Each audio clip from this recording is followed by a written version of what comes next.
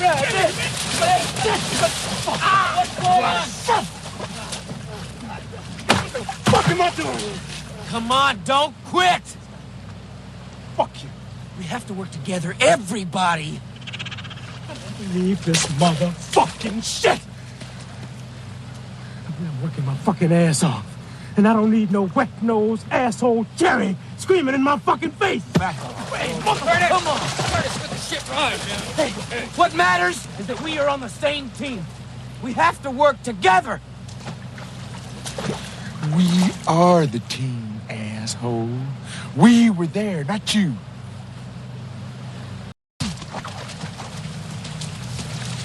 Now, asshole. Right now. Sailor, Colonel Rose is wrong. I can't earn your respect. Because you have no respect for yourself. Boy, you just bought a whole can of whoop ass.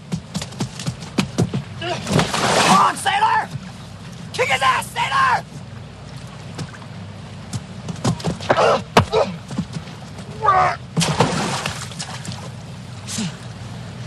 Boy, using that Oriental Marshal bullshit on me is gonna get real expensive.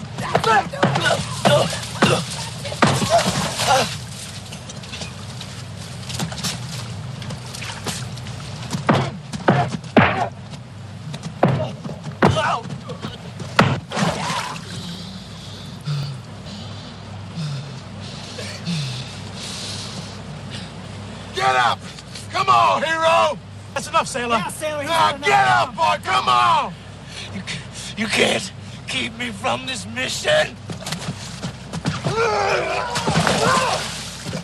Why you keep getting up, Marines? Yeah, stay down, man. Come on. Stay down. Stay here, motherfucker. No. Why? Why you want to go die, boy? Why? Why? I'll tell you why. His father's missing in action. Shot down in Vietnam, that's why.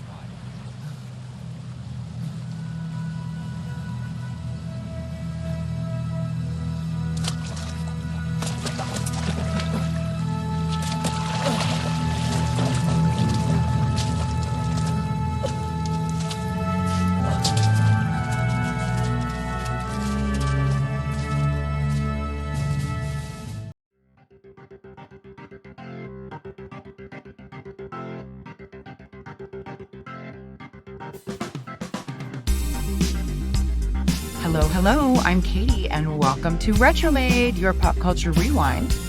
Let's take another trip down memory lane. We today are continuing our coverage of The Ultimate Everymen, and we'll be traveling back to December of 1983 to discuss the action Vietnam War thriller with our Patrick Swayze, as well as Gene Hackman, and I think a great ensemble cast in Uncommon Valor. I am delighted to have Scott and Steve from Dropping a Bruce, which is also on the Last of the Action Heroes Podcast Network, and the Cheeky Basterds podcast with me today. Are there any other shows? Did I get that right? You did. We have, so the Cheeky Bastards is our mainstay name, but we're also the Men of Action from that. So it's basically the Cheeky Bastards, that's our name change. And we too have that show on the amazing Last of the Action Heroes Podcast Network. Very nice. Well, tell us a little more about you guys and your show. Shows. Well, we met, it's a very long way, but I had a show many years ago, about 3 years ago, called Watch Us or Die. And Steve was one of the few people who ever reached out to us on the show. And when we were getting ready to bring him on as a guest, my former co-host, he was about to have a second child. And so life had kind of sped up for him. And was an empty nester. This is not normally where you see my recording space. My son has moved back in. That's a lot of fun when they leave and come back. So I lost my office. So now I record in my bedroom.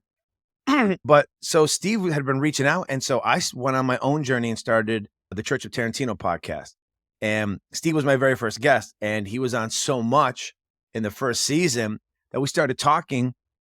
And originally Dropping a Bruce was going to be a show we did together. The honestly, the month we were getting ready to start recording that, Bruce Willis announced to the world, or his family announced to the world, that he had aphasia. And so we said, man, I don't know that this is the right timing to start a podcast talking about Bruce Willis's films that he only did for video release, as he's just been announced with having this horrible memory disease. So we were like, all right, let's put a pin in that.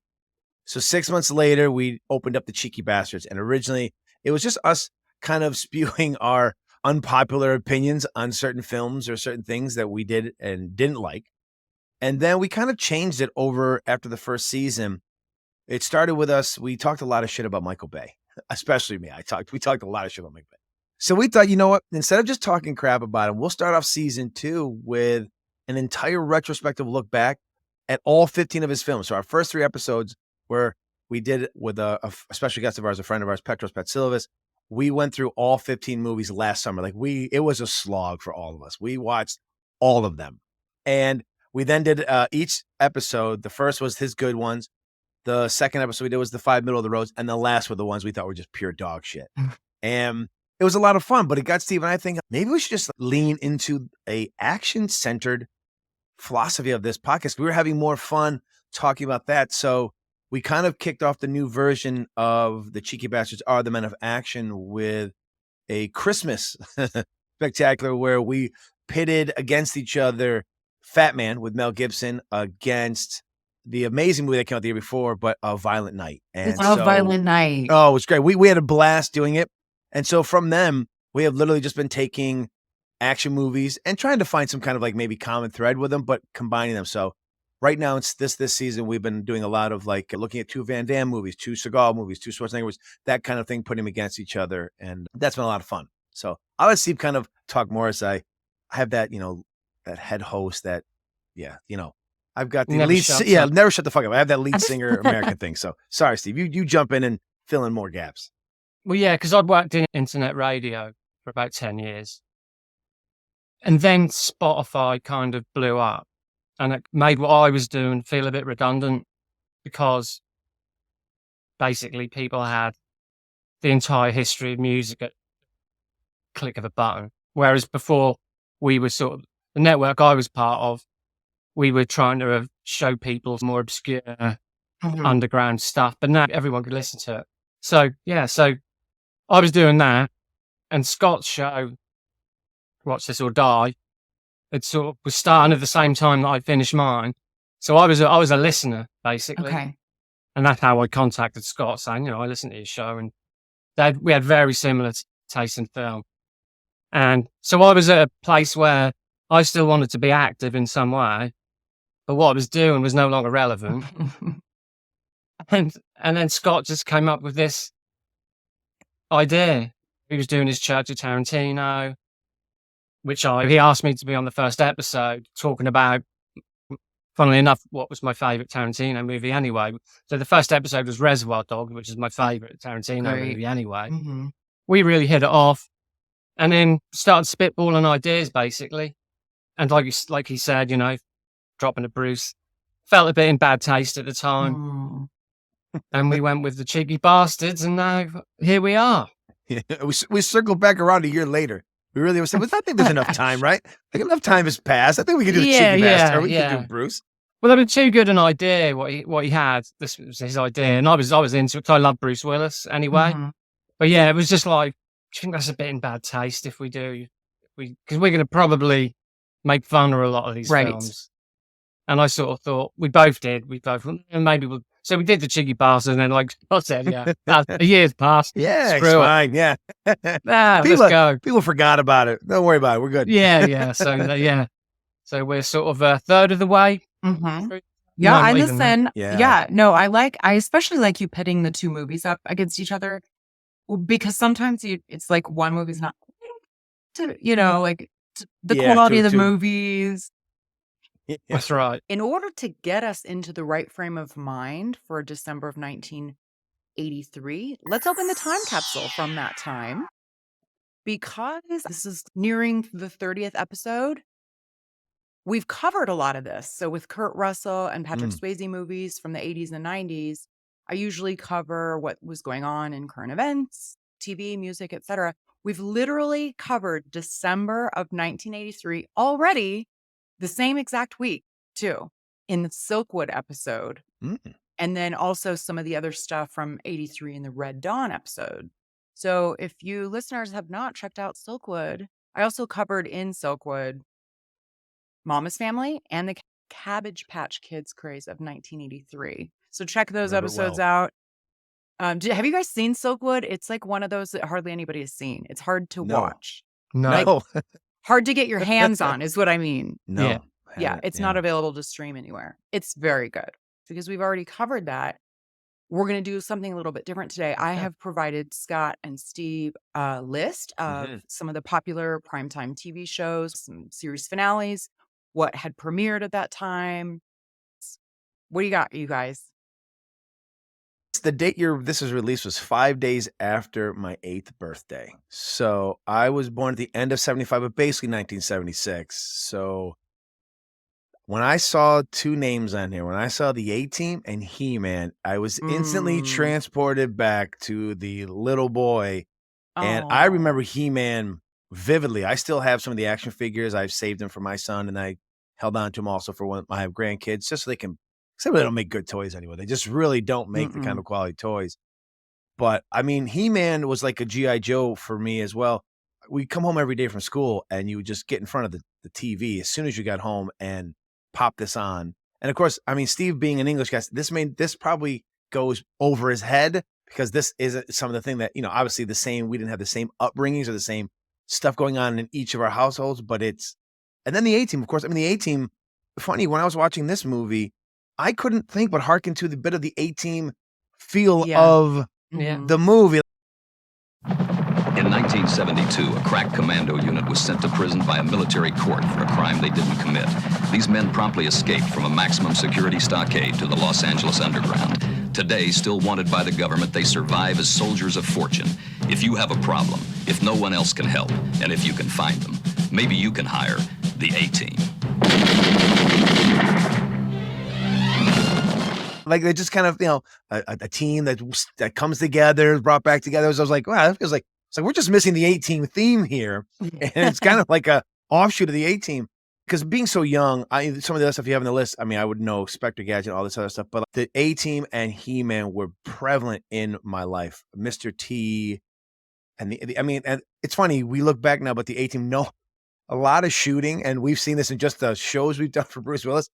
Bullets don't matter until bullets need to matter. A lot of shooting going on in the A-Team. A lot of fruit stands are always getting run over in these shows in the 80s. If you were a purveyor of fruits in the 80s, it was a very precarious lifestyle to have, because there was a good chance you were going to get hit in some kind of chase. There's a good chance your storage was going to get run over by a car. So, just these great moments of thinking back to, I know I sound like an old fuddy-duddy when you say things like this, but it was like, it's not so much a simpler time, but just for me, it felt like a simpler time, because when you're young, you have no cares in the world, for the most part.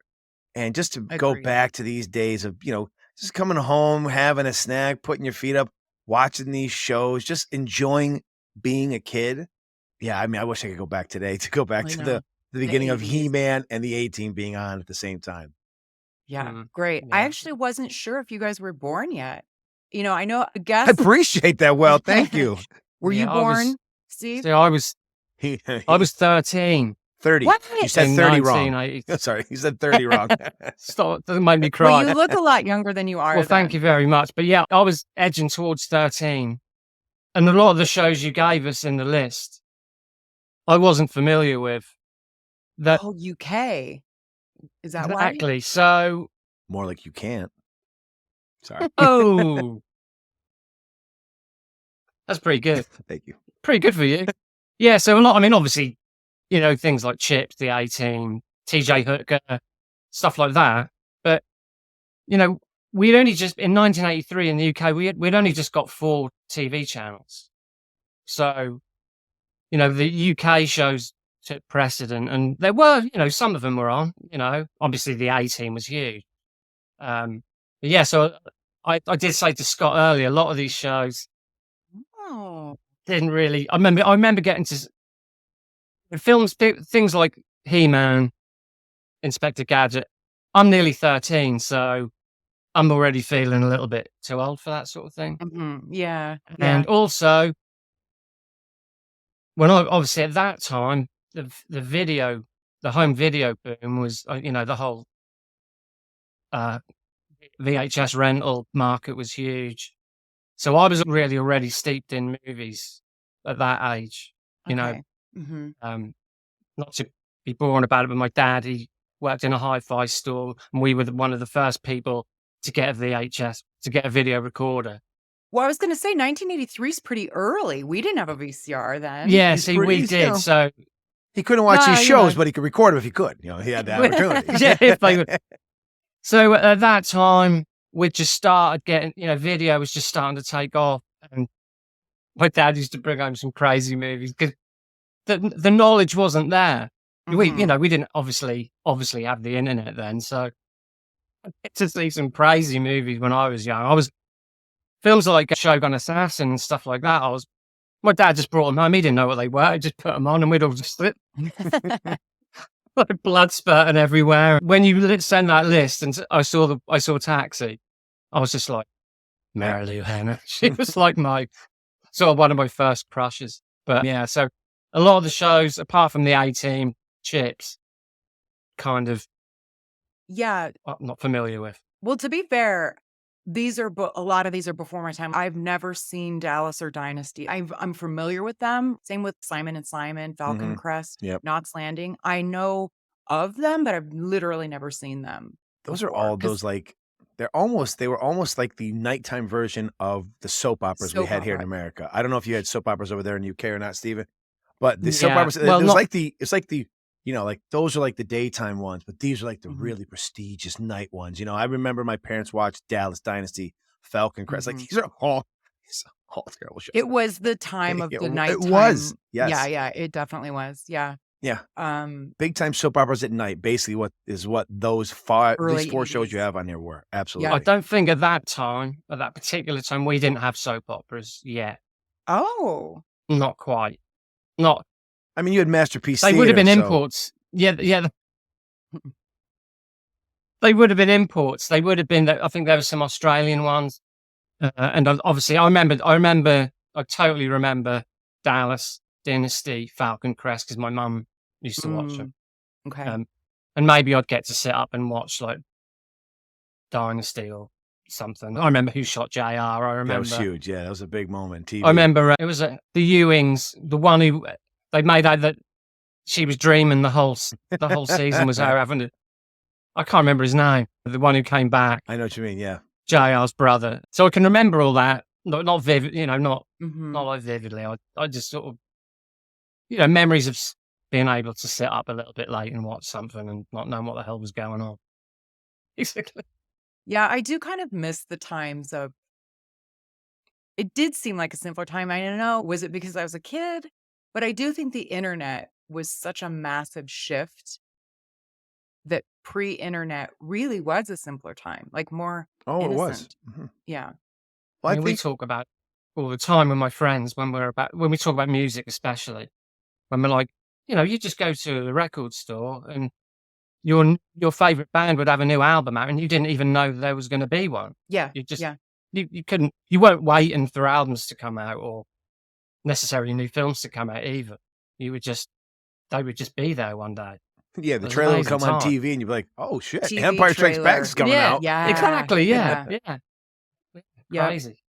And plus you had to be informed too. So nowadays, I don't think on the internet you have to be informed or anything. You can just say whatever the fuck you want, anything stupid, and you just throw it out there. And you don't even have to be informed. But if you were going to talk about these shows or TV, I know we've cut back on bullying in all the countries, but there was something about the intelligence bullying where you'd say, you'd be talking about what we could be about He-Man, and someone like, oh yeah, I watch He-Man, and they'd say something like, you don't fucking watch He-Man. You know what the fuck? Shut the fuck up, Todd. Get out. What am I talking to you? You know what you're talking about. Poor Todd. Poor fucking Todd. But you could have these conversations with people, and you would have to have a knowledge. You have to bring some kind of knowledge to each conversation, and not just be like, that's fucking stupid. Send, without ever watching it. Yeah. You know what I mean? Oh, there's a guy in this show. Send, They're like, wait a minute. Have you watched Mr. T? Have you watched any of these things? I miss those times because while they were simpler, but you also had to educate yourself because you were afraid to look like an idiot in front of people. And you wanted to be in the know back then, right? If someone heard something, Steve knows about JR being shot. I know about it because I never saw it, but I remember TV Guide. It was all anyone could talk about when that season ended. And I remember when the TV Guide came out to, announce the new seasons coming out, my parents would have it. And on the front, they knew the first episode, who shot JR. They're finally going to find out after an entire summer of waiting, who shot JR tonight at 10 o'clock on CBS. You know, that kind of thing. I mainly remember who shot JR thing because I brought my dad a mug with I shot JR on it for his birthday. Well, it's a collective experience. Yes. The water cooler moments, as they talk about. Yeah. Yes, and we don't, it's right. more disparate now. Yeah.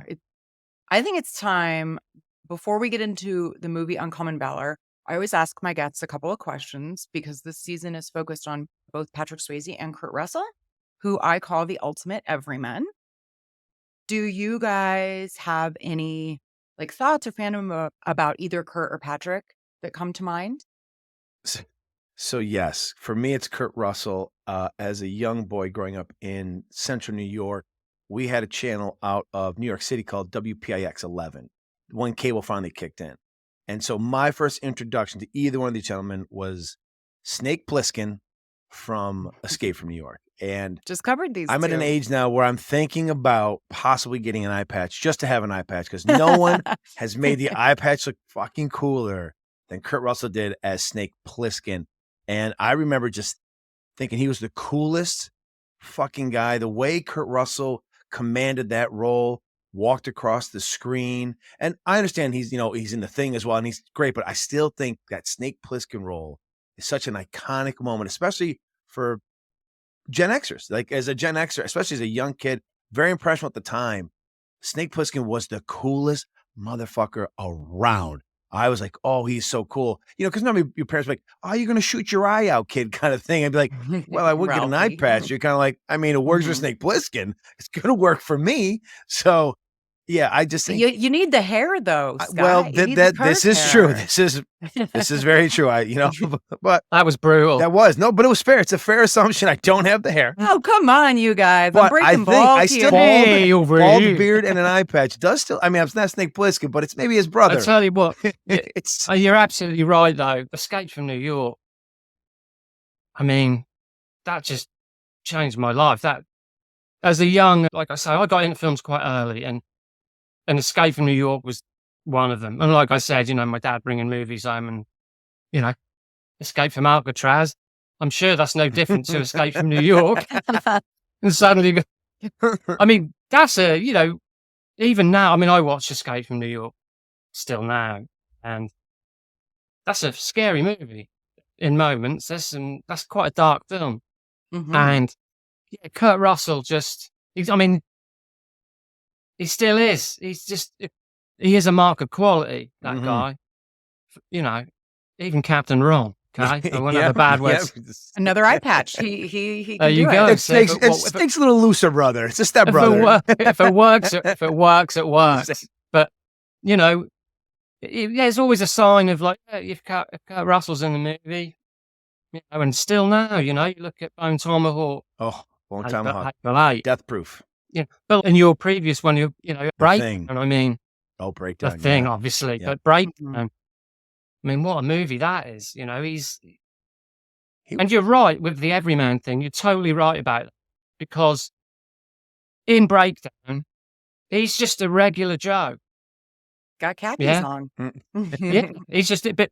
But when shit gets real, and he can pull it off. That's the thing. That's the clever thing about him. He can play a meek guy, but when the shit hits the fan, he can really switch it on as well. And he's just so believable. He's got that presence where he's just so believable. So yeah, like Scott, Escape from New York for me. And because of our video certification system we had in the UK, me watching The Thing was unlikely, but somehow we managed to see it. But A Big Trouble in Little China. Yes. Jack Burton. I love it's all in the reflexes. Yeah, you're right. I totally agree with you. The Everyman thing is you're spot on. I think Patrick was more of we got to see him a lot in kind of like the combination roles. He's in The Outsiders, right? So he's the older guy. So you're like, oh, he's pretty cool. he's in Red Dawn. You're like, oh, but again, in an ensemble cast, I really feel like for me, I wasn't a huge fan of, Dirty Dancing. That just didn't, as a teenage boy, your it age didn't, and it your didn't, gender. it just didn't land. Yeah. However, Point Break, on the other hand, that was for me, I was like, this dude's pretty fucking cool. Like for me, Point Break was really that breakout moment where Swayze was no longer, I know he's still in with a kind of an ensemble cast, but he really stood out as being a really great, likable villain. And I don't know, there's something, I just love Point Break. And I know he was spectacular in that. Yeah. In Point Break.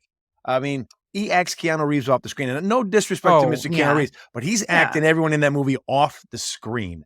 And I was like, man, this dude is amazing. So, and you're right. He also then pops up, and a lot of people forget he pops up again many years down the road, but in Donnie Darko. As the supposed, speaker that's trying to motivate people, but may also be a pedophile. And it's kind of like a very shocking turn for him. And so he is he's very flexible in his ability to his acting, especially as he got further down the line in his career. But I think for me, Kurt made the biggest impact because of who he was and had such an iconic moment in that. And then from that moment on, it's anything Kurt Russell's in. I mean, he's in Tango and Cash. Did we forget Tango and Cash? Come on. It was one of my first episodes. Amazing. It was like my third episode. I know, right. Look, a lot of these films, when we look back on them, you go, all right, at the time, they were great. But when I was a kid, Tango and Cash was brilliant. I fucking loved Tango and Cash. I thought it was the greatest thing I've ever seen. It's not a great movie. No, but now when you look so back much at it. Fun. Yeah. It's so fun. Yeah. Swayze. I don't know. I mean, I love The Outsiders to this day. I think I mainly remember him from Red Dawn. Really? Yeah, that was, it's another John Milius. That'd be a crossover. Yeah. Dirty Dancing. Yeah, that wasn't for me. In fact, I still haven't seen it. You got to watch it now. No, you guys got to watch it now. It's I have seen it. Good. My daughter likes it. Look, I totally get why. I get the appeal. I get the appeal for women. I mean, I'm not going to be foolish. It's like the appeal for Salma Hayek and From Dusk Till Dawn. I think everyone understands why the men enjoy Salma Hayek and From Dusk Till Dawn. I totally understand why the women enjoy. I don't know what you mean. But I was just going to say. What about Roadhouse, you guys? Patrick, that's where I was then going, actually. Roadhouse is incredible film, really. I mean, it's just an action. It's so good. Like, it got I covered it, obviously, and a bonus episode on the remake. Don't even get me started. But Roadhouse, it's one of those movies that kind of has the moniker of, like, it's so bad, it's good. But it's actually really good. Like, when we covered it and broke it down, it's a great movie. It's got a great cast. Totally delivers. Yeah. Totally delivers. I think that's why Sam Elliott as well. Yeah, I mean, I think that's why the remake falls badly, is there's no supporting cast. There's no amazing cast of characters that you're like, oh, these guys are fun. Like, Swayze's the star, but there's so many great characters in that movie. Yeah. And even the villain's a good villain. And I mean, absolutely. Yeah. You've got Ben Gazzara in Roadhouse. I mean, For me, that's the biggest difference. And I really dislike the CGI fights. Yeah, I said the same thing. And also, Colin McGregor's the only one who knows what movies he's in. Yeah. But in fairness to Jake, he knew he couldn't play the same character as Patrick. So he had to completely go in a completely different way. He could not play it the cool fucking guy. Yeah. But I told this to Steve. The funny thing about some of these movies from the 80s and 90s is a lot of these movies, it was like they were telling stories of these undergrounds that were real, that we didn't know about. Like the way they talk about them as bouncers, as if like there's this underground society. I know who like there's like a ranking system. The number one bouncer is this guy. Here's number two. I thought that was an American thing that was totally real. And then people are driving around like for Stallone's, like over the top truck drivers driving across America, just arm wrestling each other. So many things that I thought. Oh, you're crushing me with it. It's like quicksand here in America. Like all these things we thought were real never happened. So it's very disappointing when I got to be older. Agreed. Well, thank you guys for that. One final question. Do you think that Patrick and Kurt look alike at all? Ooh. I do. I think they got that chiseled kind of. The chin, maybe when they were younger, maybe as they were younger, like their younger roles. But now that they've gotten, well, obviously, Mr. Swayze has passed. Yes, I know, man. He passed. But even if Swayze was alive, I do believe they definitely have grown better, different looking.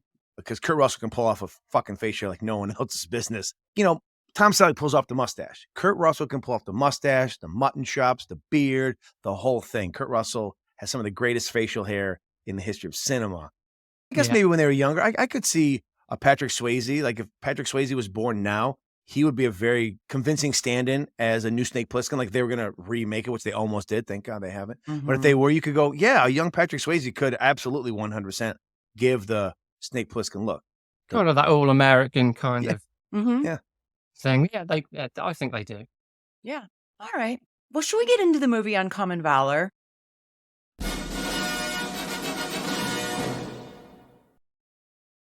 It was released December 16th, 1983. It is an R-rated movie. Now, it got a 6.3 on IMDb, which I don't know how I feel about that. A quick description of the movie before we get into the cast and everything. For those of you who, maybe it's been 30 years, 40 years maybe since you've seen this movie, or if you haven't seen it at all, 10 years after his son went MIA in Vietnam, U.S. Marine retired Colonel Jason Rhodes assembles a private rescue team to find Americans held in POW camps in Laos. So Ted Kotcheff was the director. Does he sound familiar to anyone? First Blood? He's familiar with me for another film as well. Weekend at called Bernie's? No, there's a film he made in the early 70s called Wake in Fright, which is an Australian movie. And that is...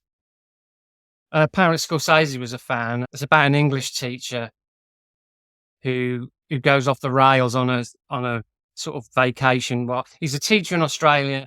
He's got a short vacation where he's meant to meet his girlfriend, and he just gets progressively drunker throughout the movie and falls in with some real shady characters. That was hard to see for years, but thanks to Blu-ray, that's now available too. But yeah, obviously, First Blood. Definitely. Wake in Fright came, although it's an earlier film, that wasn't even available till later. Got it. First Blood. Yeah. You can see why he was the choice to direct Uncommon Valor. It was immediate, it was a consecutive film, both covering Vietnam. So that was interesting. He also directed Winter People, starring Kurt Russell, which I haven't covered yet, but I will in this season. The writers I found interesting. We have Joe Gayton. He's known for Western TV series Hell on Wheels and Bulletproof. And then the other writer is Wings Hauser, which, first of all, what a great name, Wings. Wings Hauser. He's Cole Hauser's dad. Yes, we've had Cole on the last episode of season 1 for Dropping a Bruce. He was in Reprisal. Ooh. I like Cole Hauser quite a bit. I was unfamiliar with Wings Hauser at all, but he had some TV episodes where he acted in. Did you guys watch the show Roseanne? Yes, I've seen Roseanne. Back in the day? Well, do you remember when they had a neighbor? His name was Ty, and he had 2 daughters. And then they go on an RV trip together. Anyway, the neighbor Ty is Wings. Is Wings. Yeah, that's him. Ah, well, I read a quote from Wings Hauser because he got a story credit in the end, I think, not screen. Correct. That's correct. He was also an associate producer on this film, as was John Milius. It felt Milius-y. Well, this is the quote I found from Wings Hauser. John Milius is a scumbag right-wing bastard, and I can't wait for his day to die. That son of a bitch. The guy who got the writing credit was a punk. I don't think he's sold anything since. I have, and he's a joke. So a little bit bitter. I think that's on the back of the new Blu-ray. Right? I think that's how they sell it. Yeah, so he's not a fan of John Milius. Yeah, so he got screwed over, apparently. Big fan of John Milius. The head of the John Milius fan club, Wings Out. Scumbag right-wing bastard.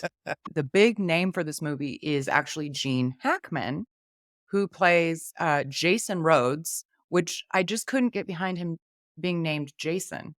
You're right. He doesn't look really like a Jason. He really doesn't. Not really a tough guy name. No, and it's like a newer name for somebody born in what, the 30s? Yeah, true. That's a good point, actually. Yeah, good point. Jason. But Gene Hackman, he actually did serve in the Marine Corps in real life, apparently. It's an ensemble cast. Patrick Swayze plays Kevin Scott in this. And at this time, so 83, this is very early in Patrick's career. He was coming off of The Outsiders and would go on right after this to do Grandview USA and Red Dawn in 1984. Covered Red Dawn, and Grandview USA is yet to be covered. But prior to that, he was in a lot of TV movies. He was also a dancer in the video Rosanna by Toto. Did you guys know that? I did not. I didn't either. But I wanted to bring up his very first movie role ever was in 1979. And he was in a movie called Skate Town, USA. Have you guys heard of it? I have heard of that. Nope. It's like Dirty Dancing on skates, but it's wild and crazy. Maureen McCormick is in it. Scott Baio's in it. Scott Baio. It's a wild ride, and I covered it. And so, you guys, if you haven't listened to that episode, it's a fun one. I will tell you that. I'll check it out. Mm-hmm. What did you guys think of Robert Stack as McGregor? I only know him from Airplane. Funny thing, so you know from Airplane, I know him from those Unsolved Mysteries over here. Unsolved Mysteries. As soon as I saw him, I was like, oh shit, we gotta solve a mystery. Like something, there's a mystery here. Robert Stack's about to tell us who disappeared, why they disappeared. He was so underused, I felt, also in this film. But again, that's probably because I'm looking at it through the eyes of remembering him through Unsolved Mysteries. So Unsolved Mysteries, yeah. You know, so I'm like, wait a minute, why is Robert Stack not more important in this film than he truly is? So it was weird to see him, you know, because when you see someone post what you remember them for, and you forget, oh my God, they had a life before they did this thing. You go, Robert Stack. I'm like, but that voice of his, he was perfect for Unsolved Mysteries. I mean, he was good in this. He's only on screen maybe 4 scenes, right? Because out of the blue, Gene calls him that one time, and that's the first time you see him. He tells him to keep sending the money, because for a while you kind of go, "What the hell is Gene Hackman affording this shit?" You know what I mean? I was kind of like, "Who's bankrolling this? Like, is he selling drugs too? Like how?" And then you find out, you know, kind of through that, probably some of the stuff lost in editing, because you know, back in the '80s, you didn't have 3-hour movies. You made your 2-hour movie and moved the fuck on to your next project. That was it. So I'm sure we lost a few things that got cut. And then he shows up again out of the blue holding that clipboard with the timer. I was like, when did they invite him to this? Sometimes he just popped up. You're kind of like, that's the unsolved mystery. When's Robert Stack going to pop up in this movie? There are a few unsolved mysteries in this. Yeah. So he's like an oil tycoon or something. And he bankrolls this. It makes sense. Because his son's one of them. Yeah. I kind of like that. His son's the one who was shot first. The beginning. They're trying to, then Gene Hackman's son is carrying, and they're unable to make it to the hospital. I thought that was a pretty good, you know, beat, good little story beat there. That explained a lot. And I was so confused, though. We'll get to it later, but we only find that out at the very end. Because this whole time, and I had a theory about who he was, but this whole time we're like, why is he so invested? Or at least I was, because we don't find out until the end. Right. I was like, why is he so invested in this mission? He does say something about to Gene's character about bring them home. So I assumed at that moment the only reason he's paying for this is that his son was also over there. I didn't know that was the gentleman shot in the beginning until we get to the end, like you said.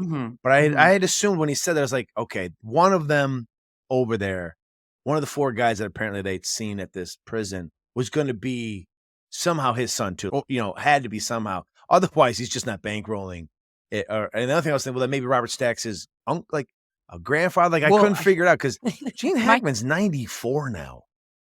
Really? I saw a picture of him. He doesn't look anything like himself anymore. No. I can't believe he's 90. Well, you said he was 1930, but 94. I was guessing at his age. Yeah, he was that made him 50. You're right. It made him 53 in this film. I've seen that's Steve's age, I think. Yeah. Steve, you're Gene Hackman. You're Jason Rhodes. You look more like Jason. Well, I saw, but I mean, to be clear, I saw Uncommon Valor pretty much around the time that it came out, maybe a couple of years later. But I saw it a lot of times. I probably, like I said earlier, I've seen it about 10 times, but I haven't seen it for years. that was so familiar with me when I watched it again the other day. That was like, I could remember everything about it. So it must have made a massive impression on me. The man on a mission thing obviously to a kid who's like 13 probably resonates or just fills your head with, I mean, Red Brown, the blaster. Yeah. I loved him in this because when I watched it again the other day, I was like, this is the guy. He was my favorite character in the movie, Yeah. I really liked most of them. Well, no, Yeah. Fred Ward. I love Fred Ward. Yeah. I liked Randall Tex Scott. Yeah. Well, Yeah. I forget. Well, most of us know him, especially when you're younger. You know him from Raising Arizona, and so I'm like, Lone Biker of the and- Apocalypse. Yes, and so you're like, Yeah. So when I saw him again, then he's dancing. I was like, this is wow. Yeah, he's but amazing. that's the thing that, watching Uncommon Valor again reminded me of when I watched Raising Arizona. And when he came on, I was like, the guy from Uncommon Valor. And I got, give him props. He's a quick fighter for a big guy. Oh, yes. When he beats up Patrick Swayze, I mean, he's doing all Spoiler these alert. flying kicks and stuff. Sorry. Spoiler alert. That's the Uncommon Valor part. That's good. But yeah. But yeah, like Red Brown was just, I thought he was awesome. And, I didn't know who he was, but I just thought he was great. Does anyone know, did Adidas get some kind of sponsorship? Because when they I've got that written. when they were too. working out, like, They because I was did. in the military and I was like, we never, and again, no, they weren't in the military at the time. They were doing their extra training. I was like, Adidas sneakers don't seem like the best fit to go on. And when we get overseas, when they land, the only person still wearing them is Gene Hackman. He's still got them on. I'm thinking, You beat me to I was it, like, yeah. Adidas must have they were really in on the game. It was a major product placement because not only did they have Adidas, all of them had Adidas on, but different ones. Yes. Different Oh, yes. ones. Yeah. But the rest of their outfit was the standard, like, military garb. Yes, So that's what I was why were saying. I was they like- not wearing their boots? But then Yeah. then they changed because there must be some kind of clothing thing, or they had to like maybe separate themselves, like they were like the village people because they were in their green olive drab stuff they normally when they're training. They get over there and they're dressed like fishermen, or they're dressed like this guy's a coach at a soccer team. Like they all had a different outfit. I was like, wait a minute, we all just train in the greens. Why are we not going over? It seems like that's a better camouflage. They're kind of like, But like "Oh, I got the new yellow bean jacket on for the But like you say, through the entire siege at the end, Gene Hackman's still wearing his He's Adidas. with Adidas, baby. I kick ass with these Adidas on. Let's get through the rest of the cast. So Fred Ward, he is so handsome in this. He is that plays always like that kind of a role. He is that ruggedly handsome dude. He plays Wilkes in this. Now, funny enough, he's in 2 other movies covered in my Patrick Swayze and Kurt Russell season. Silkwood. He was in Silkwood with Kurt. Also in Swing Shift with Kurt. Fred Ward. I think I've seen Swing Shift. Is that his Goldie Hawn. Goldie Hawn in that? Mhm. I feel like Fred Ward was on the precipice of them pushing him, especially in Hollywood, to be something, because he was in Remo Williams, which was supposed to be like this action movie thing. I've seen that. And it felt like he was this close, right? I feel like he was being pushed into the Kurt Russell, Patrick Swayze, but just never made it. Like he just ends up being a really good character actor, or a guy you go, I remember him, but he never. Maybe it was because Remo Williams wasn't successful, but it just felt like he was in line to be that guy, and then just never made it. Unfortunately for him, he's the Rick Dalton of this piece of what we're talking about. He was in Tremors. Though. I'm not saying he hasn't been in some good stuff. I'm just saying I think he was supposed to be the guy, as opposed to, oh my God, I know that guy type of guy. You know? He's more of a character actor type, isn't he? So yeah. Patrick should have been him. He's supposed to be on this episode. He's supposed to be Kurt Russell and Fred Ward, and not Patrick Swayze. And unfortunately, no, Patrick, Swayze danced his way past him. I couldn't imagine Fred Ward in Dirty Dancing, even though I haven't seen it. Neither could Fred Ward. No, Patrick is like an amazing athlete. Yes. He's so good. So Red Brown, I did not know him from anything else. So he plays Blaster, to your point, Steve. Randall Tex Cobb plays Sailor. He's like the crazy one. It's amazing. Of the group. noted that he was in Kickboxer. Yeah, Yeah, you're right. yeah, that's he's right. He was. And Yeah. a boxer. I think he beat Leon Spinks in a boxing match as well. He so- was an actual real boxer in real yeah. life, but he plays the gruff type con man type roles. Yeah. And everything. Did you guys recognize Harold Sylvester from anything? He plays Johnson, one of the helicopter pilots, the black guy. Did you recognize him from This is anything? Familiar face. Yes, but- familiar face, and that sounds terrible, but a familiar face, especially considering the time frame we're in.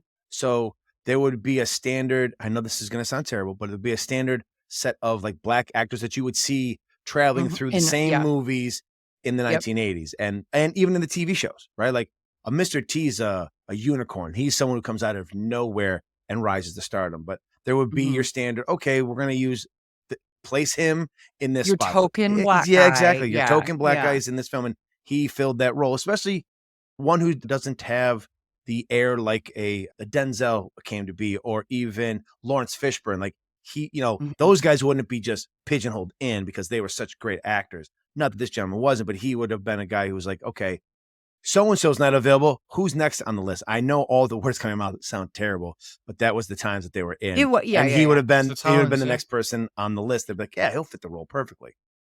He's like a working actor. He had a ton of credits, a lot of TV, but he played Al Bundy's friend, Griff, in Married with Children. Oh my God, that is not. Yep. That's who he is. What a show that was too. Oh my God. Al, not Ted. Different. I mean, sorry, totally yeah, different. Al, yeah. Ted, different kind of shoe salesman. Different Bundy, different best kind of friend. guy. No wonder his career didn't take off. Tim Thomerson, that's quite a name. He plays Charts, the other helicopter pilot. He's also a familiar character actor, plays like the macho guy and a what's lot he of been in? stuff. He Especially from the 80s. he used to be a stand-up comedian as well. Really? Really? I read a bit about him before. I love that guy. There's a 80s like B movie called Trances where he played a detective who has to go forward in time to solve a crime. And that was like a familiar video rental in the 80s. I think the tagline was, his name is Jack Death in Trances. and the tagline was, Jack Death is back and he'd never even been here before. You do a good movie guy voice. But no, so I love that guy, and that's probably I saw him first, and definitely saw him first in Uncommon Valor. Can't seem to One of those pinpoint guys. it. Yeah, he's one of those. Bit of a Thomas Jane of his time. A bit of Scott. a Thomas Jane of one of my time. favorites. So, Yes, this sounds familiar. I don't know where I heard that from. Why? I think he was in a bunch of Hawaii Five-0, Mork and Mindy. He did a lot of 80s TV shows as well, which is probably why, especially you and myself, Katie, are remembering him. We see him in these shows and you go, oh yeah, that guy. But he's just that guy until he becomes Jack Death in 1985. yeah. Oh, he's also an Iron Eagle. That's another one. Top I don't Gun think I rip-off, ever right? saw that. I never saw that. I've never seen it. Yeah, it's a Top Gun ripoff, basically. Actually, have you ever seen Near Dark? The Near Dark? vampire movie? Not. Oh, sorry, no, he's in that. He plays the Okay. dad of the lead character. It's like a vampire love story thing. That's got a bit of a cult following, but Yeah. he's been, he's one of them guys. He just crops up in things, Yep. and he's got that vibe about him. Kwan Hee Lim. Hopefully, I am pronouncing that Gesundheit. correctly. He plays Jiang. He's great in this. I liked him a lot. I liked this character. He's most known, apparently, for playing Lieutenant Tanaka on Magnum PI. Oh, Jesus. Right. Yeah. Then Kelly Junkerman plays McGregor's kid. Todd Allen plays Jason Rhodes's kid, Frank. He's the whole reason for this mission is to save Jason's son. I feel like their names need to be swapped. I feel like Frank and Jason. Frank is the old guy name. Jason's the young guy name. Yeah, you're Needs to right. be swapped. Anyway, Todd Allen was also in Swing Shift that I'll be covering, but he was in Wyatt Earp and Django Unchained. Django Unchained, yeah. Wow.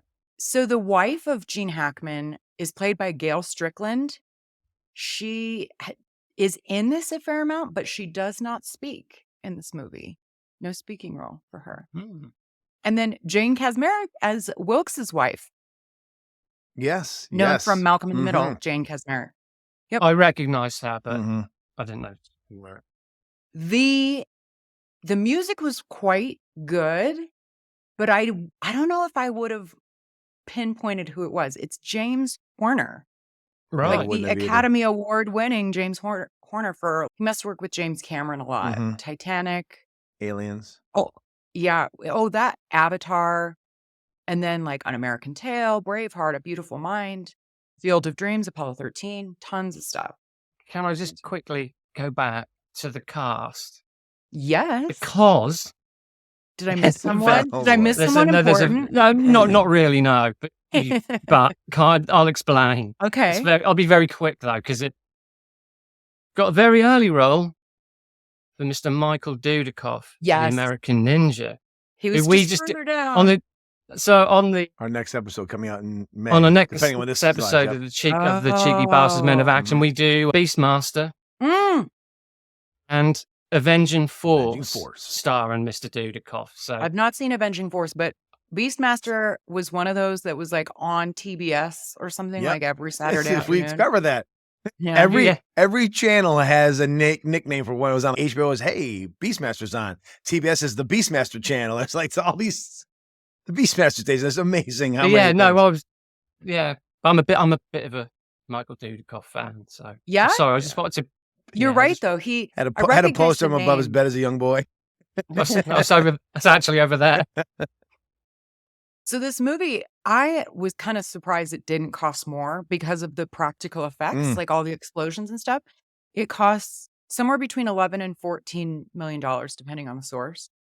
And then it grossed $30.5 million worldwide, which is pretty good. Yeah, I especially mean, for Christmas time, right? Like it comes out at Christmas Good time. Like point. not exactly Good a family-friendly movie, you know? Oh, here's some Vietnam War for you. Yeah, exactly. Okay, you guys, I had not seen this movie before. So I my had not very first either. viewing. Me as You well. hadn't, Scott? No. Okay. He and I kind of talked about this before we recorded with you. I was a big Vietnam War fan. Like I probably got into it around the time when obviously Platoon comes out, and then you've also got Full Metal Jacket coming out. There's Hamburger Hill. Like the late 80s, where it felt like it was safe to start making Vietnam movies because we were moving away from the actual time of the war. So I became enamored with it. Born on the 4th of July. Like I loved them. This is one of the ones I had heard about, but never got to. And so when I was talking with Steve about what movie we should do with you, he was like, let's do Uncommon Valor. I was like, you know what? I haven't seen it. It's a Vietnam movie. Let's do this. This is kind of in my wheelhouse. I want to see something that I haven't seen. You know, we could talk to death about stuff I've already seen, but it'd be fun to be able to go and watch something with fresh eyes and bringing nothing to it. So yeah, this is my first time as well as it was yours. Nice. Well, so you are our multiple viewer, Steve. So I'm curious what you guys, your overall thought, like, and do you feel differently watching it now as you remembered it, Steve, too? It's a lot. I guess I remembered so much about it. That was quite bizarre. It's a lot less gritty than I thought, than I remembered. It's not a particularly bloody film or anything. It is. It kind of made sense. It's the kind of film you would be able to sit down with your dad and watch. Mm-hmm. You know, Good way of putting it.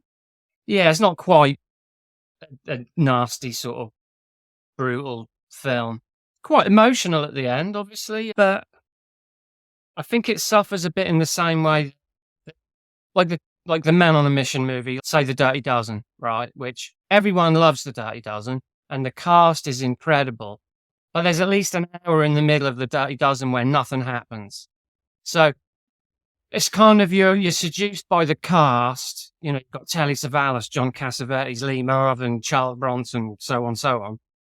But you're remembering that they're in it. But the film itself, like I say, it's a bit of a slog to get through. And I did find in this movie, I found it that the mission itself is like the last 10 minutes of the movie.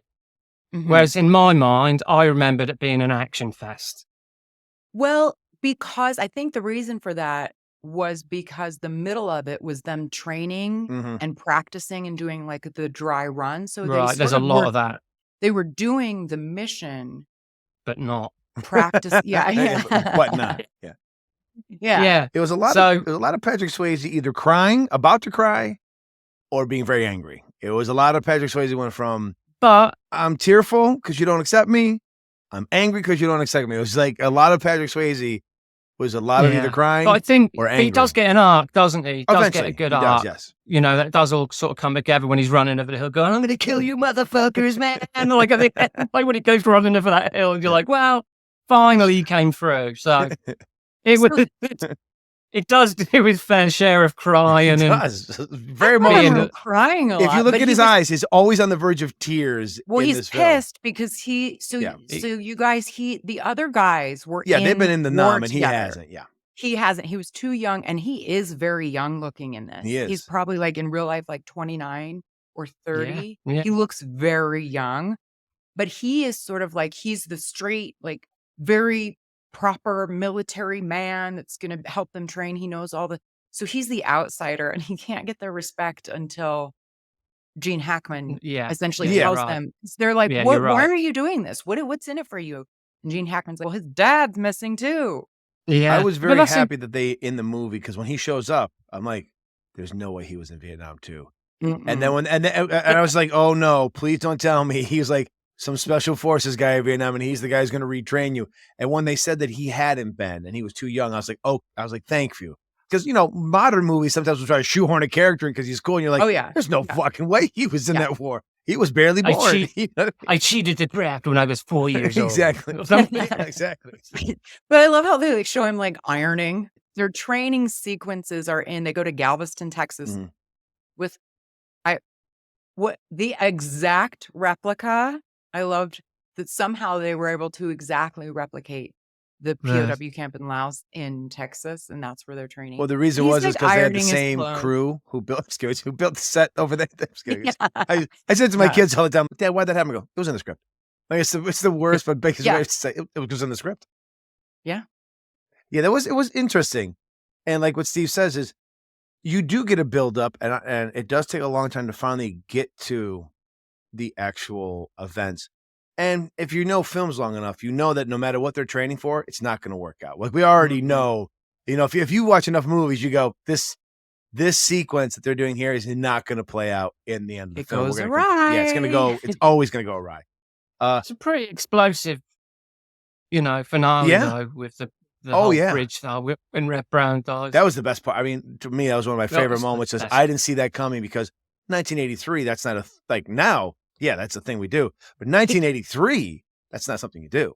And the only thing I think is interesting is it kind of shows what directors have carte blanche in Hollywood and what ones, even if they made a successful film, still don't have full carte blanche. Because if you don't tell somebody who directed Uncommon Valor and who directed First Blood, and you say, hey, what do you think of these movies? They're completely two different movies, different tones, different styles, everything. And you would be like, and someone goes, oh, it's the same director. You'd be like, there's no fucking way that's the same director. If you can kind of see like a Scorsese movie, you go, that's a Scorsese. Well, you know what I mean? And then you say the guy, oh, he also did Weekend at Bernie's. You go, he did what? You know what I mean?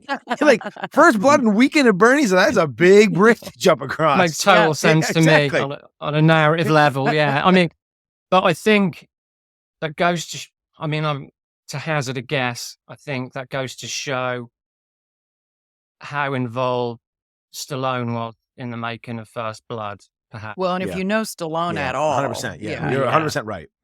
Yeah. So, but you know, it's just like even tonally, you're talking about the same, literally the same thing. Because once again, it's not a Vietnam movie; it's a post-Vietnam movie, and we're like First Blood is talking about what it's like for that soldier who's just come home, and how they were not treated like now every veteran's amazing for Americans now, but back then.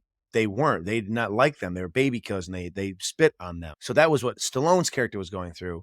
And then in this film, this was about the real thing about how kind of they felt the government had turned its back on its soldiers and left them behind and never did any missions to go and save the try to find them. So you would think there'd be still a little bit of that tone that we got from First Blood would leak into this, as it's just as serious a thing. But I think to Steve's point, what maybe loses the tone is they sided more with this is our version of without them being prisoners. But this is our version of the Dirty Dozen. But this time it's going to be wild and crazy biker guy. But that's and the his thing, friends. isn't it? Because like in the mid to late 70s, you had a lot of films about Vietnam veterans, like Taxi Driver, Rolling Thunder, Billy Jack, Deer Hunter, Exterminator, and a stuntman. When Uncommon Valor comes along, it kind of kickstarts this POW rescue subgenre, and you get Missing in Action with Chuck Norris, and obviously First Blood Part 2 as well. Part 2, yep. Yeah, so in my head, I thought Uncommon Valor came after First Blood, actually. And I thought... Part 2, you mean? Sorry, yeah. So, because you were right. 100% right. In your head, you're right. They did come after First Blood. You're correct. But they did. You know what I liked about this? It was like a kind of a combination of tones which I found realistic, because there's something that Gene says, like, they hate us. This is 10 years after the war. But we see the sequence of him. We start in 73, right? 73. And then we end up in 83 or 72, 80, whatever. But that happens really quickly. Like, yeah. So I was a little bit confused. He brings up the fact that they hate us, the baby killer thing, like that. And then the sequence, I loved the sequence of him going in order with each guy and trying to recruit each guy, and how it's showing each guy in their, whatever their world looks like now. And they're vastly different, and they're handling things vastly different, and that Gene has to use different tactics with each of them, and especially Wilkes's character. You know, as we learn how awful, I can't even imagine, if just from the movies and things that I've watched and read, Vietnam just was something else. Yeah. And it really affected these guys. So yeah, I don't know. We one by one, we meet each guy. I love that Charts' wife, that was really interesting. And she is only interested in how much money is going to be involved. And then not Blaster, Sailor, I think is my favorite one. I love that. He's this crazy biker guy, Confederate flag on his jacket and all. I don't know. What did you guys think of the sequence of meeting the guys? Well, that's a staple now, isn't it? That's I think that's just what I love. Putting the team together segments. That's always a great, I mean, that's happened in a million movies now, but there is something, and I like I said, I talked about Red Brown and what's his name? Tex Cobb. Tex Cobb. If you're a young kid who's 12 years old, you're gonna love this movie, you know, and that was my favorite bit of the movie. Meeting the guys, like you say, recruiting the guys in his own tactical ways is, to me, far more entertaining than the siege, which is not a bad siege. Don't get me wrong, but I just loved that. And I'm not sure that's the first time that's been done in a movie, but that's one of the most memorable, I think, for me. When he and Tex Cobb, he's got that grenade around his neck, you know. Which I am so glad there was a payoff to at the end. Yeah, because again, it's one of those things I knew it was going to be, and this only because we've watched so many damn movies now over my time. Like what's this? That's not on his neck for nothing. You know, he's not telling us about this grenade for nothing. I was like, at one point, I knew he was dying because he was always said, "I'll just pull the pin, and that'll be done." I was like. And then when he does, I was like, here it comes. I knew it. I was like, it's here we go. What a way to go out. It was awesome. He helped, but in doing so, it's like he sacrificed. I mean, he knew he was dying anyway, but that explosion, massive, epic explosion, allowed, who was it? Scott and Charts, or Scott? Two of the guys were like, we can't get to the chopper. Like, that. Was it Gene Hackman and his, or was it Charts and Swayze's character, or was that when Gene Hackman and his son the guy's son was just getting on the Robert Stack's character? Because there was two different duos that had a hard time getting to the chopper. That particular one was Patrick Swayze's character and Charts. Okay. Yeah. Yeah. Well, that was a great payoff. Yeah. Yeah. I am just a sucker for old time special effects, like practicals. The real stuff. Effects. The explosions were really great. Good. The bridge explosion, like you said, when Blaster takes his life, that was impressive. Like that was an impressive explosion. That bridge went boom, boom, boom, boom, boom. Yeah, they really. I mean, look, all that budget. That's why Gene Hackman's the star, and everyone else is kind of like, hey, I know who that guy is, because they're like, the star of this film's the explosions at the end, and they were worth it. They were really great. That's the great thing talking about movies like in this way is I'm beginning. I like it more now. Everything's better in hindsight, right? Oh, you know what? Yeah, just like this film's. Well, again, I think it's because at the end, the end is good. Everything. The end is good. Not, a lot of the movie is a slow. Well, not slog. Yeah, not always, but I'm just like, there's enough in this movie. Like today's modern movies, I will give her credit this. Even though it was slow, I do think it took a definite beat from the Dirty Dozen. But today's modern movie would have been that training sequence is a montage, a la Rocky, to a cool fucking song, and we get to the nitty gritty because as today's modern audience, we don't have time for a 45-minute training sequence of Patrick Swayze being angry and sad for 45 minutes at these guys. Stop picking on Swayze, all right? I love Swayze. But he looked really nice. Listen, I get it. I get it. He was the only one who looked like a soldier for a while. Him and Ward. I was like, the rest of them, I don't know if they're going to be able to take over anything. But Ward was, agreed. Yeah. And for the ladies, they're the reason to watch this movie. Oh, no, I'm kidding. 100%. No, Steve and I fully understand why people watch certain movies, and we're totally fine with it. Absolutely. We've always said, like in our Bruce Willis journey, just give us nudity for everybody because they're so boring. Sometimes, like, give us something. Nudity, a head bluff, if it's a bad movie, to at least make it worth anyone's time to sit through it. And half the time you're like, nope. Although we did say once, I think we got full frontal for I forget what movie it was. We're like, well, that's what happens when you say, and it wasn't girls, male. We're like, oh, there we go. We asked for nudity. We got full frontal male. We got it. Fantastic. But the point about them taking their time, I actually really appreciated this. I mean, because I hadn't seen it before, just an adult watching it, I thought it was necessary to develop the characters and the relationships between them. I really thought it worked. I agree with you 100%. They had to. Yeah. I think that's, like I say, I'm bringing nostalgia with me and thinking that's like this amazing action movie when that's not. It's not trying to be that. Yeah, it really isn't much of an action movie until the end. Like it's really more in my head it was, and then we hit action beats at the last 10 minutes. Yeah. But most of it's just drama. It's drama. Because you do care about these guys. And that's because of what you're saying, And you do care about these guys at the end. They're not just fodder. Are we doing spoilers? Are we? Yeah. Okay. Oh, yeah. I didn't want to say something, but I also appreciated. Again, we're talking 1983, so this is a time frame where a lot of the 80s movies you could pretty much know what you're going to get when you go into it, right? Like I knew Patrick Swayze was making it to the end. I knew Gene Hackman was making it to the end. They're the two biggest names. They're not getting shot and killed in the movie, but I did not see the twist of. The whole reason we're going there is for Colonel Jason Rhodes' son, who does not make it, who dies of basically dysentery. He wore that might have been Butch's father. He wore the watch up his ass for 5 years. He died of the dysentery. He gave it to this guy. That's Colonel Coons. Holy shit. But I appreciated the fact that here we are watching this movie, and the whole point is we're going to go get this person. And we don't save the person we want to go get. And so then Gene Hackman, even at the end, it's kind of like this bittersweet, like all these other people are getting this reunion and he thought he was going to, and he didn't.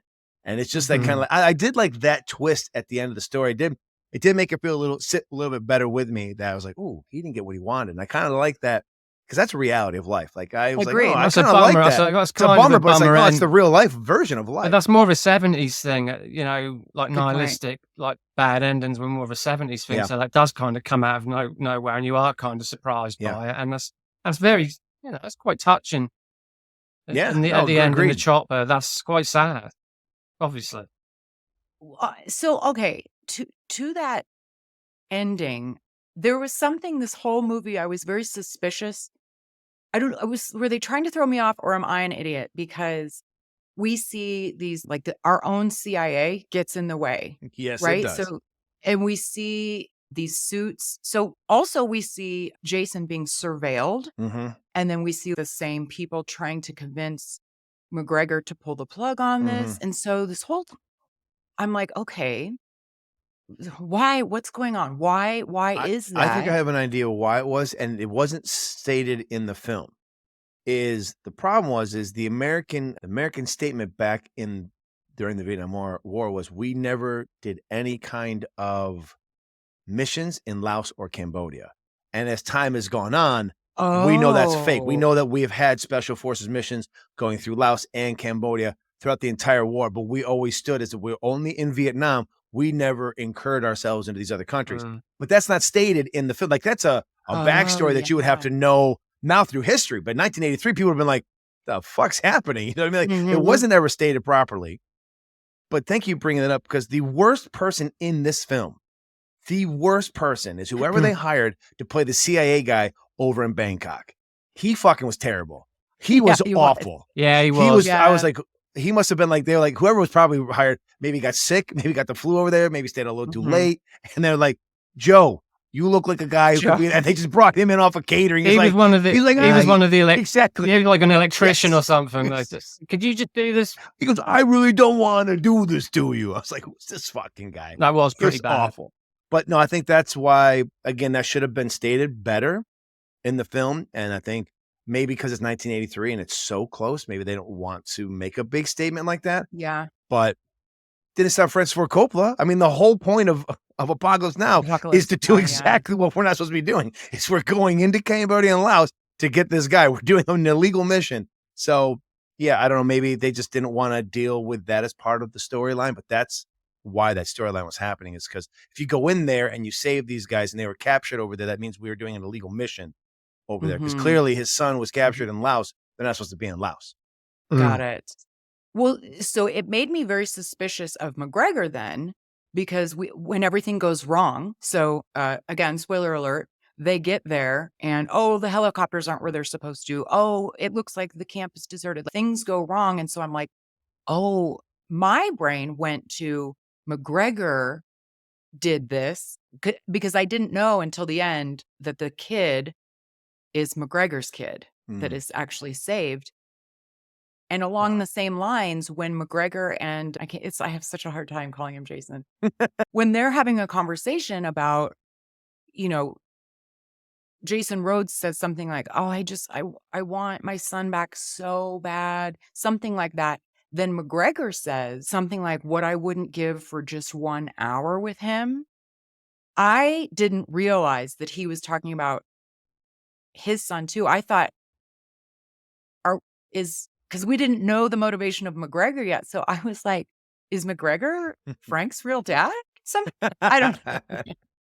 Well, I was so suspicious of everything because of I was like, were they trying to throw me off? I don't know. I went down the maybe wrong it was just badly written, Or again, editing. Maybe they said, we're going to cut this part editing. out. Let's cut this part out. Blame. They probably just blamed Wings Hauser. It's right wing guy. He wouldn't fucking put in what's really going on, is what he's trying to say. Son of a bitch, he's covering it up. Don't call him Jason. We just call him Wings. Wings Road. Colonel Wings Rhodes.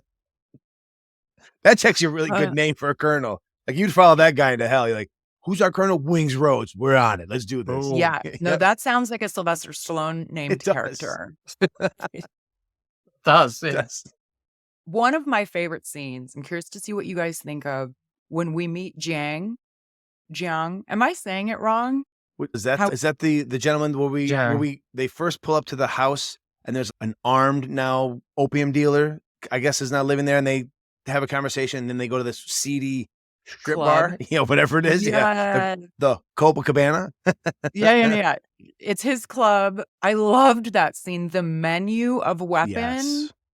That was great. And then again, product placement. He grabs Budweiser. Can we take this? It's on the house. Like, Adidas and Budweiser. Today's movie sponsored by America. Yeah, so they're not quite getting it. The team is trying. So their weapons are stolen. So now they have to buy bargain basement weapons, which are weapons from World War II. They're using Tommy guns. It's literally like watching Saving Private Ryan. They're used. They're like taking Normandy. Yeah, they're using the Tommy guns. So if you see the Tommy guns in the gangster lore, they've got the drum. Yeah. But when you're fighting in the war, they've got more of the actual stick-looking magazine. And that's what, if you watch, if you go back and watch Saving Private Ryan, you'll see them, especially Tom Hanks's character, that's his weapon of choice throughout the majority of the film. So it was just weird to see them taking on the Laosian army, they were lousy. I'm just kidding. And they're using Tommy guns like this is World War II shit. But was kind of endearing to the film because, like a Stallone, we've got two M60s. We're just double pumping them, and these guys are now fighting with basically sticks and rocks as opposed to what they thought they were going to have, Yeah. I mean, they practice with really high speed weapons, and now they're like, well, you make a slingshot, I'll make a bow and arrow, we'll figure this like out. Dusty trunk. And then we have to dusty trunk of weapons. They're like, all right, well, I guess this is what we got now. I love that they clean it too. There's, as slow as the movie is, there is some attention to detail that is kind of paid to, that does give it a little bit of like a je ne sais quoi quality, where they're spending extra time cleaning off these dirty ass weapons that haven't been fired since the 1940s, and here they are 40 years later trying to fire them again. And some of the weapons they just throw away because they're not even going to be used. They open that box and our biker boy, he's just kind of grabbing, that's not going to be used. That's not useful. So that was fun. So we learn a couple things I wanted to point out. I really liked, to your point, Steve, about Patrick Swayze's character does get an arc. So he's never been in combat, and he admits that. He's like, I guess I don't know how I'll be. And when he gets his first kill, he's like, oh my God, this is what it's like. How did you guys feel about that?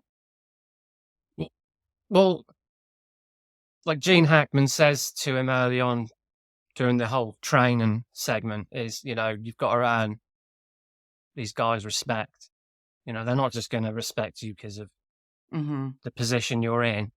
But I just found during that whole siege where he holds his own, rescues, kills, then, that is, like I said earlier, that is the arc of his character. And you needed that, he does earn their respect. He participates.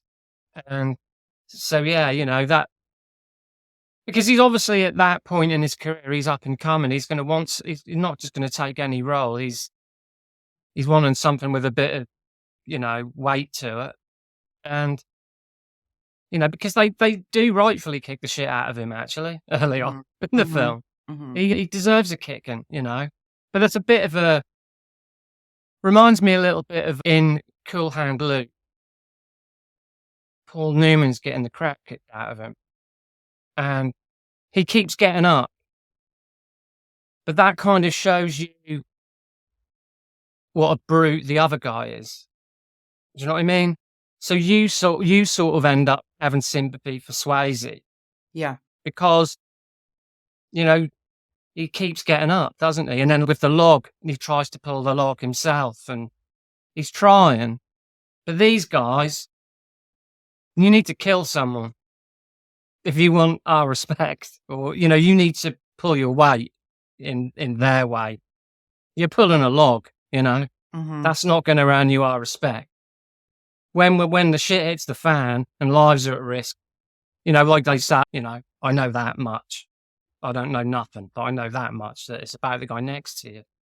And then he proves himself to be a worthy guy next to you. So I think that's important. It's a very important part of the film, I think. I think it also demonstrates, having been in the military, it also demonstrates that sometimes people get the idea of combat and war as, I'm Johnny Big Balls. I'm Rambo, right? And I think some of them kicking his ass was kind of like, look, you're really high strung right now. We've been there. We know you have not been there. It's not a mean thing. It's like, take it from us. We're seasoned veterans. Maybe put a little pause on the fact of how excited you are to get over there, because when you're on a firing range, and a lot of people get all excited about having guns and on the firing range, they're not shooting back at you. You find out the test of who you are when we call it the two-way live firing range, where you're not being shot at. You're now a target as well. You're not just the person shooting at a target. And I think what they did a good job with is him realizing in that moment that here he was, just like, I cannot wait to get my first kill. And then he does and realizes it's not everything he cracked up to be. You know what I mean? And there's no going back. There's no going back, and especially he realizes that this moment, because it's that the fuck up when the Laos border guard kind of stops on him and gets one of the sisters killed. You know what I mean? So it's kind of like realizes that there are this is not just training. There are real consequences to the things and actions we do. And I like that part because he really starts to see, yeah, I think I was, thought I was a big badass and I'm going to show these old timers how it's done. Sometimes you go, you know what, maybe I should just take a cue from those who have been there. And he then works his way into his role at that point. He kind of figures out and he becomes part of the team. But it was really not so much that he had to have his first kill. He had to know what it was like to actually be in combat for the first time and realize this isn't fun and games. As they said in the military, we have plan A, but we have plan B, C, and D because plan A almost always goes to shit immediately. And he had to learn that firsthand. And until you've been there, you just don't know. So I really did appreciate that part, as opposed to like suddenly him being like the guy who's like running down the hill, throwing a grenade, like saving everybody. You're like, what? Where did this come from? I mean, I know he can dance, but why is he saving everybody? So, I think that's what separates even the movies that we talked about, the other director, from First Blood to First Blood Part 2. First Blood is about Rambo not wanting to have to use what he knows. He doesn't want to, and then they force him. And more in number 2, it's more like, look what I can. It's almost like we're full 80s. He's like, I'm going to kill everybody. So Rambo changes as a character between the two movies. Oh, they are two completely different movies. Yeah. But I like the fact that at least this is still playing in the First Blood territory of like, war is not glamorous. There's nothing glamorous about war. And great to be prepared for it, but don't ask for it. I did appreciate that Swayze did get that flip. So where I think he got beat up because he needed to be put in his place is like, look, you think you're above us. You are not. You have not been there. You don't know. And then once he knows, he knows. So this, like I said, this film's actually getting better as we talk about it for me, but because I think it hits on some good key points. Like, I think it does do a good job of taking its time and to build things, because otherwise we would just rush through it and we wouldn't have these moments where we give a shit about Patrick Swayze and his role and how these other guys are. We wouldn't care. It would just be like, all right, we're taking them. It's like, kill those sons of bitches. You know what I mean? So it definitely gets slow, but it does have some good moments, except for the fact that they try to shoehorn the girlfriend thing in with charts. Oh my God. That rapist son of a bitch. I just want to keep warm, I promise. I was like, we don't need this. Steve and I talk this all the time. We're shoehorning in a character in a love story. I don't need Charts to fall in love because his wife's a bitch because he ignores her. I don't care about that. Just stick to the story. We're going to save this guy's dead. That should have been completely cut. They're weird romance because and then she starts to like him. Like, I don't. Where? No, it's like by the end they're like a couple. I mean, you're a female. Does that what was that even? Because as men, well, that probably worked. He did just the right thing. Like, but in reality, what the hell? That was the creepiest thing ever. It was so creepy. It should have been cut. I feel like there were a lot of other scenes that were cut and those weird ones were left in. So it's either all or nothing. And I didn't like that at all. I don't even understand the point of why. I mean, because it made us dislike him. No, I think, but back in 1983, it probably didn't. But I didn't hate his wife. I understood why she was upset with him because he had PTSD. He wasn't present and didn't want to hang out with her. So she was like, I'm going to still live my life. You clearly don't want to. And it's been 10 years now. Not to say that you have to get over things, but you're not even making any attempts to move forward in your life. So I didn't feel like if we'd walked in and he get out of the helicopter and she's banging 3 other dudes, you go, okay, now I understand. I feel, oh, hey, he found love, true love. Great. But we didn't get that impression with the wife. And then out of the blue, I knew as soon as he get eyes with her, when she had the mask up, I was like, and they brought the mules, like, shit. Yeah. I want to text Steve. I think they're going to shoehorn a fucking love story out of Steve. You knew it. You knew it. You know what else I knew immediately? Because when we see the scene of, is it Wilkes and Blaster in the water, river water? I'm like, ooh, what's in the water? Yeah. The only unfortunate part of that, and again, this is what I do love about movies, though, is, have you ever seen the movie Thank You for Smoking with Aaron Eckhart and Rob Lowe? So Rob Lowe plays this producer, and Aaron Eckhart is a lobbyist for the tobacco company. And they're talking about, he's brought him in to ask him, can you make, can people smoke in space? And because that's what Aaron Eckhart says to Rob Lowe. And Rob Lowe's character goes, we'll just write a line of dialogue and they'll make it happen. And it was just kind of like, when he sees the snake, he just grabs the dead snake and goes, oh, don't worry, it's not poisonous. I'm like, this guy was all the snakes too? He was just like, he got bit in the hand. He goes, oh, don't worry about it. It's not poisonous. So I thought in my head, I was like, well, then why do we have the snake bite him at all? If there's no stakes in this snake biting him, because I thought, oh, we bit him in the hand. Now he's got to suck the poison. Oh shit, we're down the one guy who feels like he's the guy who's gonna make this mission happen. Like he's our Rambo-esque guy because he's the one who, when they're in the train exercise, kills them all. He like sneaks up on them. And I thought, oh, he's our guy. And I thought, oh, the filmmakers have just taken him out of the equation, which is amazing. Like it's what makes Snake Plissken great is he gets injured early on and he limps the rest of the way through the movie. Not really. He has the fight with that slag dude and it affects him in no way. Well, I understand. But you know what I'm saying? Like the rest of the movie, he limps except for the fight. Yeah. But so I thought, oh, we're going to take care of Fred Ward's character. And now we're going to be like, he's going to be down or he's going to get paralyzed. And now we have a whole new set of circumstances are making this mission even more. And it just ended up being more trauma for him to crawl through. But the snake's coming down the tunnel at him. So how he didn't see it, I don't know.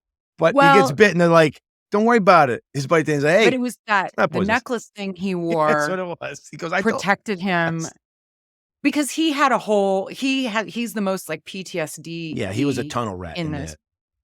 And I thought the same thing. I'm like, oh crap, now they're going to take him out. But it's almost like it gave us as an audience that stress of that. But then we are relieved. I don't know.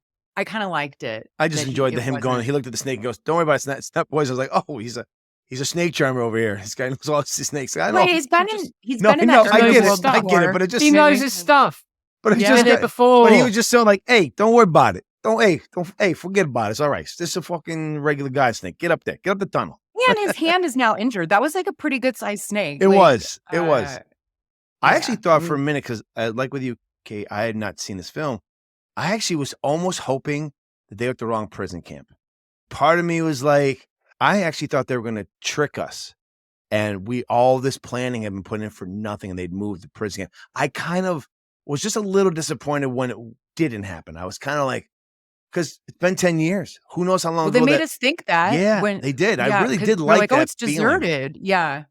I think they do several fake outs like that just to give us that little bit of stress, but then it's relieved. I don't know. I thought they kept me on my toes because I hadn't seen it. I didn't think that it was slow in any way. I was fully engaged the whole time, but it sounds like you guys weren't. I'm not gonna speak for Steve, but there was a moment when they got finished with the training, and I paused it to see how much was left. I figured we got 15 minutes left, and it was like another hour. I was like, oh my god! Like I was like, that took 4. I was like, wow, we've got another hour because they hadn't even gone over. Yeah, to Thailand. Hadn't done any of that stuff, and I was like, oh my god! And then they get over there and they get the weapons taken away from them. I'm like, oh my god! Yes, and then it's a whole nother. So where the I know what you mean. There's great moments in the film, and then there's also things that really kind of like bring some of that down because you kind of get like taking the wind out of your sails. I can see that a little bit. The weapon part, I was like, oh man. And another thing, and then it's like, oh, the helicopter thing's moved, and it's like, well, Jesus Christ. At this point, your son's dead. I'm sorry, Jason. If that's your real name. Enough already. Let's move. But by the end. You just get an amazing explosive finale. You get a great payoff. You get the sort of nihilistic bummer, not a completely bummer ending, but for the main guy it is. And then though, I will say this, it kind of ends on a dime, doesn't it? Just like when he kisses his wife and the credits start coming up. And because just like, I think they were kind of like, how do we end this another way? Because everyone else is like, oh, you're home. Hey, he's home. Oh, you're home. Then they're like, he looks at his wife and she's just, like, I don't know, maybe she didn't want him to come. She seems happy, or she's probably proud of him for doing this. And at the end of the day, you know what? Yeah, you did this. You brought other people's back. You didn't bring our son back, but it's still a very commendable thing that you did. So it maybe is a perfect ending from the end because it does get sad after that. This is 1983. We aren't doing sad endings how else yet. Are you gonna? You know what I mean? We're not doing sad endings yet. There's not like crying, putting at a gravestone. He's not there anymore. There's none of that. So. Is there like I felt like Uncommon Valor 2 was coming. It's like, now we got to go over there and find his body. Now we got to go back. We got to exhume him. Got to bring him back. We got to burial, but we didn't get that. I did like them. I mean, again, this is like very movie tropey, but the way that the movie opens is also the same way that the final fight scene happens. It's a gunfight. It's a firefight. And there are a couple people really trying to get the chopper, but the chopper's like, we got to go. We got to go. We got to go. But this time they all make it, or everybody who can make it makes it. Yeah, no. I mean, I think they did a good job, as Steve will say on our show, of doing economic filmmaking, because you don't see who's shooting at them in the beginning of that movie until they're finally hooked up. And then you see probably a bunch of extras, because it's easier to not show that you're not showing real Vietnamese people, and probably didn't have the, I don't know where they filmed it, but yeah, people just charging Hawaii. through the water, the patty, right? The rice patty. And you can't see them. They're just in outfits. So we don't know. Doesn't matter what nationality. We don't know. But we assume that's the Vietnamese army Right. attacking them. And so I thought that was really kind of economical and good, because sometimes you don't have a budget. Like I said, there's not a big budget. So how are we going to make this scene work? We're going to put the camera facing our actors, and we don't see the threat behind them. So it makes us want to Great turn around and point. see the threat, and then we finally see it, but they just keep getting shot. We don't know how close they are, how far away they are, what's going on. So it does add a bit of element of chaos when you are forced to do some kind of basically independent economic filmmaking when you don't have, because $30 million, I mean, I know, or 14, it's still pretty for 1983. That's kind of a big budget for a I guess film for that like time, this. but Yeah. given all the explosions and there's Yeah, like a no. lot of people in it, like I guess only Gene Hackman was like a superstar at the time. yeah. Yeah. Which is think the crazy, because he budget- was 53 at the time too, which is mind-boggling that he's the superstar at 53. We think, man, now at 53, you're in Bad Granddads or something like that. You know what I mean? Like, So this was filmed in Kauai, Hawaii, the Laos Really? prison camp. It that was makes really sense. pretty, like the lush greenery, like those shots. It was really pretty. So John Milius and Patrick Swayze, 2 back-to-back roles. So this and then Red Dawn, which is a similar type movie. Yeah, in a way, yeah, a bit. Yeah, he's, the Russians have invaded. Well, actually, Sphere of America back then. John Milius, he did a film called Big Wednesday about some surfers who end up getting enlisted in Vietnam, and Red Brown's in that. Oh, really? Not a big role, but I mean, he was So maybe. people Red have their Brown- guys. People, directors have their. Well, John Milius is a real kind of cigar chomping maniac, isn't he? Apparently, he's Yeah. a piece of shit, right-wing son of a bitch. Exactly.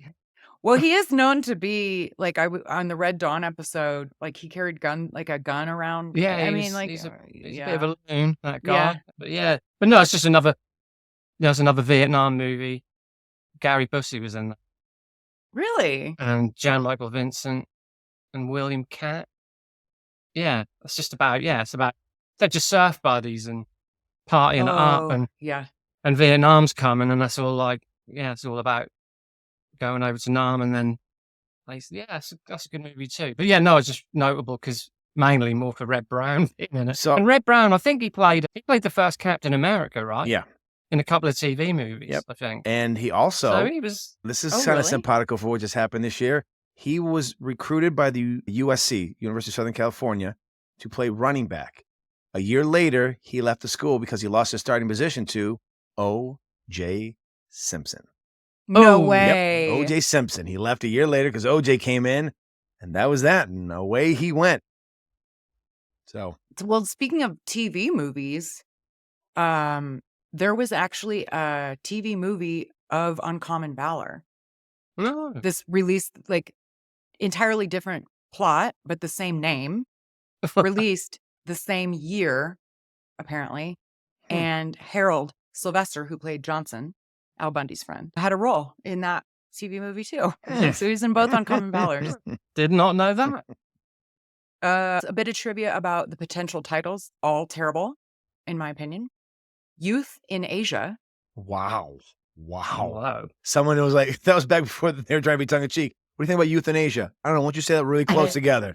Say it really fast. What do you think that sounds like? And then Last River to Cross and The Eight. I guess The Eight wouldn't have been that bad, but Uncommon Valor is by far the better name. Much better. Yeah, Definitely. much better. Although there's a part of me wants to see the poster for euthanasia. Euthanasia. Is this a horror movie or something? Euthanasia. Yeah. And the funny thing is that, like, they were probably 18 to 22 when they were originally in Vietnam. This is 10 years later. They're not in their youth anymore. They're like in their mid-30s at this Good point. point. You know what I mean? There's no point. the only youth is Patrick Swayze.